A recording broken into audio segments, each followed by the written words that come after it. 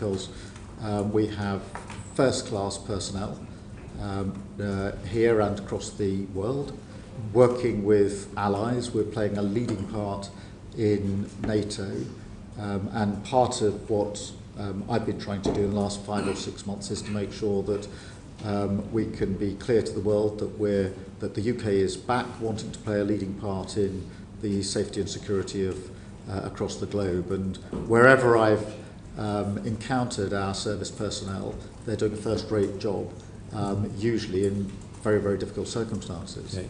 Well, look, just last week, the Secretary-General of NATO noted that the current security situation is the worst within his lifetime, as he sees it, and that now is the time for members to shift to what he called a wartime mindset. He said that whilst we are not at war, we certainly aren't at peace, given the grey zone attacks and the increasing nature of those. So do you agree with that assessment, and is there an understanding within Whitehall about that threat? Look, we're living in a more volatile world than we have for many, many years. I think that's absolutely clear. In a number of different places around the world, we have conflict that is escalating, not de-escalating. And we have to match that, and that is why we have doubled down in our support for NATO. It's why we constantly talk to our allies, and always ensuring that we're better prepared. Sometimes that's to do with pure capability, and obviously there's a lot of discussion about the exact percentage that's spent on defence. I think it's equally about how we coordinate and collaborate with our partners to best effect, and they're some of the daily discussions that I've been having, including earlier this week where I was in Norway talking about our joint operations in the high north that are vital to our safety and security, and then down in Estonia on the absolute front line as far as Russia is concerned. We know about those visits and much needed. In that context, you recently said that Europe needs to do much more when it comes to defence spending, and I certainly agree with that estimation. Russia is spending approximately 7 to 8% of its GDP at the very least. A third of their state budget is going towards defence, and the NATO Secretary-General has asked that NATO members should be committing to 3%. The likes of Poland are at above 4%. You've got defence experts and MOD officials reportedly recommending 3.6%. So when are we going to get to 2.5%? Well, we've made that commitment to 2.5%, and we'll set out a path to that in due course. As you know, there's a strategic review going on. At the moment, I think you've had possibly 2 of the reviewers before your committee, yes, and that's due to report in the early part of next year. But we will set that path out to 2.5%. But the problem, Prime Minister, is that I don't think that we can afford to prevaricate. I mean, there's a huge anomaly here, as I also mentioned to the Secretary of State for Defence. And by the way, I have a huge amount of respect for him, and I believe he gets it. But without waiting for a strategic defence review publication, the government has already committed, just this week, billions of pounds to invest in service accommodation, and rightly so. £500 million worth of cuts to different bits of kit, and we're told that we're going to be transitioning to newer platforms. The government has committed to a new military strategic headquarters, recruited a national armaments director, and I could carry on. All of that was without waiting for the publication of the SDR. So why are we just holding back? You know, where's the blocker? Is it Treasury officials that are the blocker? No. Firstly, on the question of decommissioning kit that's well past its natural life is an obvious and right thing to do. The frigate I was on just earlier this week was in its 33rd year when it was intended to last for 18 years. We shouldn't be proud of that. We need to decommission and move on to better and newer kit and equipment for our service personnel. On your question, as it were, I do think it's important that we have the strategic review, because that is looking, as you know, into the risks and challenges that we face as a country, what our current capability is, and whether we need therefore to make changes to match the risk and challenges to the capability that we have. And therefore, what I'm reluctant to do is to commit large sums of money to the budget unless and until we know the outcome of that strategic review, because this money needs to be spent well, and it will only be spent well if it's spent at the end of that exercise. I've already rattled off a whole load of examples about how the MOD has not waited, and the government has not waited for the publication of the SDR. And certainly autocracies and our international adversaries, they are not going to wait for either economic stability or prosperity. We have to consider, surely, that the cost of peace, that deterring a war is certainly less costly than fighting one. So why are we prevaricating? Why are we not setting out a clear timetable so that our allies know where we stand, our defence community, our industrial base knows exactly where we stand? Well, firstly, we are spending 2.3% at the moment, as you know. Within that, it's obvious some of that cost is fixed. So if we take the nuclear deterrent, we have a long-term commitment, quite rightly, to the nuclear deterrent. And so within quite a bit of that budget, we know that the money is fixed, it will be there, we will continue with that. Of course, when it comes to decommissioning out of equipment that's well past its sell-by date, it makes sense to do that as quickly as possible. But on the question of the path to 2.5, it is important, in my view, that the review is carried out first, because I want to be assured that we've got an approach which is fit for the risks and challenges that we face. What I want to do is to make a commitment to a strategy that is being revised at the moment by the people who came before your committee. So to my mind, it makes sense to ensure that we are absolutely clear what is the capability we need, with a clear sight on the risks and challenges, commit to that, and the pathway then follows, in my view, from that, because that's the way to ensure that the money is well spent and that we get the right value for the investment that we are making and the right capability to face those threats. Thank you for that clarity. Dame Karen Brackley. Thank you, Prime Minister. Good afternoon. Children are often the biggest victims of global conflict, and I'm thinking of the 20,000 estimated Ukrainian children who have been stolen by Russia. What are you and your government doing to help locate them and reunite them with their families? We're working with, it's a tragic and awful situation, and thank you for raising it. We are working with all of our allies on this, but particularly the US, France, Germany, and of course Ukraine as well, because it's a terrible situation, and we're doing everything that we can. What can you do, though, to locate them and get them back home? Well, only we can work with our allies to try to achieve that end. It's a difficult situation because of the complexities of the conflict, but that doesn't diminish the need for us to do the necessary work. Okay, thank you. Turning to Syria, there are a number of former UK nationals who are now stateless in Syria. What is the government's position on those stateless individuals, given what has happened in Syria? Well, I don't think it's wise for me to comment on individual cases. I think the principle that we have to apply is that our national security comes first. And so that's the way in which we will look at these cases. Each of them will be different, and I won't comment on each of the individual cases, but I do think the principle has to be our national security first, and that will be the primary consideration in the decisions that fall to be taken, if and when they do fall to be taken. So there'll be a case-by-case basis? There have to be, yeah. Okay. But that's not the situation with the temporary pause that's been put on asylum applications for Syrian nationals. So as and when will the government change its position on that? Because clearly, under international law, we cannot just have a blanket stop on asylum applications from Syrian nationals. No, you're right about that. The reason we put the pause in is because, as you know, many of the applications that are coming through are people fleeing from Assad.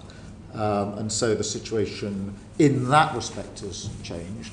An assessment of the safety of the situation in Syria is very difficult to do at the moment, and we need to work, as I was alluding to earlier, on ensuring that that situation is a successful turning point for Syria. We can't put them on pause forever, I accept that. We will just have to keep it under review. But what's driving it at the moment is the fact that most of these are fleeing from the old regime, but we're not in a position to say with any degree of certainty what might be the situation going forward. I hope it's a situation, I'm sure many of those that are here hope it's a situation where it is safe and secure for them to return home, which is what many of them would love to do. Thank you. All of this, of course, these conflicts across the whole world leads to more irregular migration. What is the role of safe and legal routes in irregular migration policy? Oh, well, they can play a really important role. So, to take the examples, after the fall of Afghanistan to the Taliban, a route was set for Afghanis to come here. And we've got obligations that we are honouring. Another example would be Hong Kong, where there's a well-established route in place, and of course Ukraine. So where they work, and they work well, they do provide that safe route, although I have to say the constant attention is needed to the Afghan scheme in my view. But you're talking about specifics, country-specific schemes. In opposition, you voted for more blanket safe and legal routes. Have you changed your view on that? No, I do think we need safe and legal routes from a particular country, but I also think that we should be taking measures necessary upstream to reduce the likelihood that people feel they have to flee in the first place. And I think it's very important that we do so.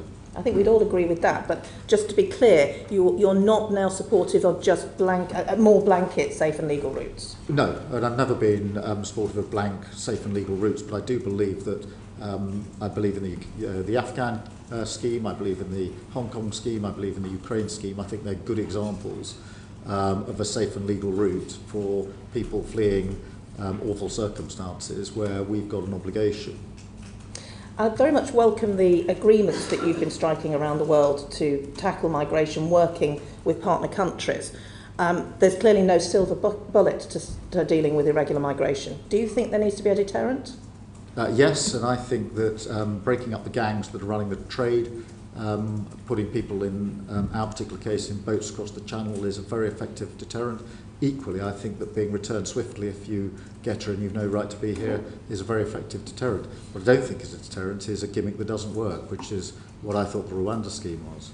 And how are you communicating that deterrent around the world to those who may consider making these journeys? Oh, by the action that we're taking. You'll have seen there was a very high-profile arrest just a few weeks ago of a Turkish national who's obviously there'll be proceedings going on, so I'll be careful what I say, but it was a very significant arrest. In relation to the deal that we did with Germany, hugely significant, because as you know, a lot of the boats that are arriving on the north coast of France are coming through Germany. Some of them are in warehouses in Germany, and it personally has been frustrating for me. We couldn't get our hands on them. By striking that agreement with Germany, we now can enhance our law enforcement to disrupt in Germany before anybody gets those boats to the north coast of France. These are effective actions that deter those that are running this trade from the vile trade that they're in, and hugely important. Those boats were simply transiting up to the north coast and nobody was intercepting. But I accept and absolutely take that point, but how are you going to deter the young person who decides that their only hope is to travel, make a very dangerous crossing and try and get to the United Kingdom? Well, I think first we've got to work upstream in some of the countries of origin on the causes of fleeing. So whether it's conflict, whether it's poverty, whether it's climate, there are things that can be done. Then we need to break the chain that is available on payment of money for people to travel. Those that are running this vile trade are making a huge amount of money exploiting vulnerable people by taking a lot of money off them to put them into boats that are not seaworthy. If they were cars on our road, we wouldn't allow them to be in use, and yet somehow it's thought tolerable that people can even get into these boats. We've got to smash that. We absolutely and have. that's I don't why, think any of us think it's tolerable. Don't worry, Prime Minister. No, but it's, I mean, you know, one of the reasons I have face-to-face meetings with my counterparts in countries like Germany and France and Italy is so that I can have at that level the necessary discussions to say if we can agree at our level that this needs to be done, then there's a better chance of the action further down. And you know that's the German agreement is an example of that, because that's one of the conversations that I had. Thank you very much, Dame Karen.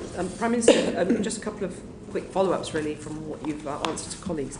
In response to Dame Karen, you were talking about safe and legal routes, and you mentioned Afghanistan. But we have also horrors around the world, like in Sudan.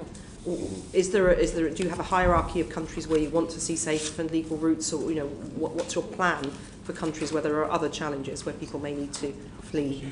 Well, in Sudan, which is a terrible situation, we obviously have to work with allies. I think the primary objective in Sudan is to get a working ceasefire of some sort, and that's what we're bearing down on with our allies. Are you working on safe and legal routes in the region? Well, we're working with our allies, but our primary focus is on getting a ceasefire of the situation.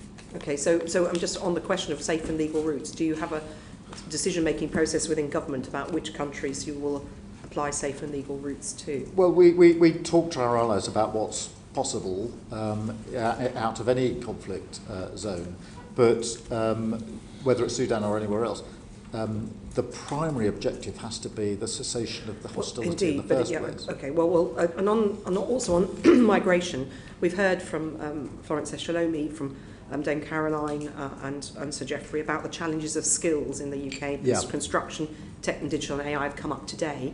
Are you having any discussions with the Migration Advisory Committee about any shortage occupations that should be on their list? Because if you want to build the 1.5 million homes just to take construction, there will be a real squeeze with cladding and with the need to build those homes to find the skills available in the UK at the moment. Yes, we are, and what we're doing is making sure that what the Migration Advisory Committee are doing is consistent with what we're doing in our Industrial Strategy Council and consistent with what we're doing with Skills England. In my view, those three have been operating as separate silos for far too long, and I want to bring them together. So when will we see a list of shortage occupations that the Migration Advisory Committee publishes? When are you expecting that? Well, I mean, that'll be a matter for the committee. Yeah. But when are you providing the information into them? I mean, are you willing as Prime Minister to say yes? Sometimes we will need overseas skills to help deliver on the missions that you've set out? Well, we're always going to need overseas skills. I can't imagine a situation where we don't need a single person into this country for skills. So you would give a green light, basically, well, the Migration Advisory Committee would have your blessing if it would... No. I mean, the reason we're putting all three together is to make sure that what the Migration Advisory Committee are saying and advising is consistent with what we can deliver with Skills England, which needs to bear down on the skills we need for growth. And that is consistent with the industrial strategy, which is intended to bring businesses and those involved in growth. But that will take a while, won't it? My point about asking about the Migration Advisory Committee is you need skills now to get to that target of 1.5. Sure, but that conversation needs to take place. Okay. Obviously, what I don't want to do is to choke off businesses that are thriving at the moment by cutting their legs off and saying you can't have inward migration. But it needs to be part of a rolling programme so that we wean ourselves. We've got very high levels of net migration in this country. It's quadrupled since we left the EU, completely out of control under the last government. And part of that is a complete lack of coordination and strategy to have the skills we need in this country. So those discussions need to take place. In the meantime, I'm not going to chop the legs off our businesses. I'm sure they'll be pleased to hear it hard for them to get the skills and then one in response to Ms Abrahams and her questions about disabled people, Ms Abrahams, you wanted to come back in on that point about specifics. Prime Minister, I don't know if you're able to add to the response you gave me in terms of, for example, how specifically we're going to be engaging with employers to ensure that the 2 million disabled people who are able to work can be supported into. You said we should do everything we can, Yeah, okay. which is great, but specifics would be helpful. Yeah, okay, well, I'll do a follow-up letter with a lot of detail in it. Thank you. Brilliant. Thank you very much. And then finally, Prime Minister, you've been in the hot seat for 5 months now. You had the campaign, the general election, the euphoria of walking down Downing Street on that first day. But reflecting on your experience in the last 5 months, what would you have done differently, knowing what you know now? Well, firstly, I'd like to say that having been 9 years in politics, all bar the last 5 months in opposition, it is far better to be in a position of power to change lives for the better than it ever is in opposition. I came into politics late in life, having had a legal career, in order to change lives for the better. I then sat in opposition for 9 years, going around the division lobbies, losing the vote every night. Now we can get on with delivering, and I'm very pleased that. Is there any lessons you've learned, though, having been in Number 10, seen the machinery of Whitehall, had your levers on the hands of power? Anything you would do differently if you would give your former self, your 5 months ago self, some advice? What would that be? Well, look, I mean, I knew it'd be tough. I knew the inheritance was going to be pretty awful. It's worse than I thought in every respect. There was £22 billion missing from the economy. The prisons were so overfull that when we had the disorder in the summer, I had to have I had to have the figures up in the corner of the room, in the Cobra room, as to how many prison places we had in every prison around the country, because we're at bursting point when we were trying to arrest people on the streets. We all know that because you've said that before. I'm just being. But is there anything that you would do differently if you were starting out now, knowing what you know? No, we had to do tough stuff. We're getting on with it, and I'm very pleased to be delivering from a position of power rather than going around the division lobbies losing every night. I've had too much of that. Well, thank you very much, and can I thank you very much, as I say, for being so proactive in coming in front of us, showing a commitment to transparency and scrutiny. And I wish you and your family a merry and peaceful Christmas. We do hope you're getting a break at some point, though I suppose with your international hat on, you're probably going to be continually busy over the Christmas period. But thank you very much indeed for your time. Well, let me thank the committee and wish you all a happy Christmas and a peaceful New Year, uninterrupted, I hope. Thank you. Thank you very much. Order.